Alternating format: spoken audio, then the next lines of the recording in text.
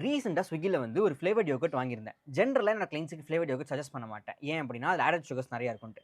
ஆனா, இதுல 0 added sugar, 0 fat, 15 gram protein and also ஒரு அல்ஃபான்சோ மேங்கோ ஃப்ளேவர்ல வருது. கேலரீஸும் பார்த்தீங்கன்னா நல்லா தான் இருக்கு. 140 கிராம்ஸ்க்கு வெறும் 98 கேலரீஸ். கார்போஹைட்ரேட் வெறும் 9 கிராம்ஸ் தான் இருக்கு. ஒரு இன்ட்ரஸ்டிங் ஆப்ஷனா இருந்ததுனால, இது எப்படி பிளட் குளுக்கோஸ் இம்பாக்ட் பண்ணுது அப்படிங்கிறத இன்னைக்கு செக் பண்ணிடலாம்.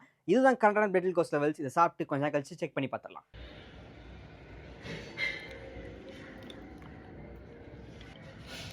ஃபுல்லா சாப்பிட்டாச்சு.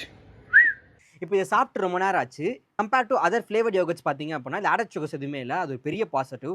அண்ட் இதனால என் பிளட் குளுக்கோஸ் வந்து பெரிய லெவல்ல ஸ்பைக் ஆகவே இல்ல. வெறும் 2 எம்ஜிக்கு தான் இன்கிரீஸே பண்ணுச்சு. அது ஒரு பெரிய இன்கிரீஸ் அப்படிங்கிறத சொல்ல முடியாது. த மெயின் ரீசன் இஸ் இதுல 15 கிராம் புரோட்டீன் இருக்கு. அது கூட வெறும் 9 கிராம் தான் கார்போஹைட்ரேட்ஸ் இருக்கு. அண்ட் மிச்ச ஃப்ளேவர்ட் யோகர்ட் மாரி அவங்க அதுல சுகர் ஆட் பண்ணாம நான் கேலரிக் ஸ்வீட்னஸ் ஆட் பண்ணியிருக்காங்க. இதனால ஸ்வீட்டா இருந்தாலும் பிளட் சுகர் ஃப்ரெண்ட்லியா இருக்கு.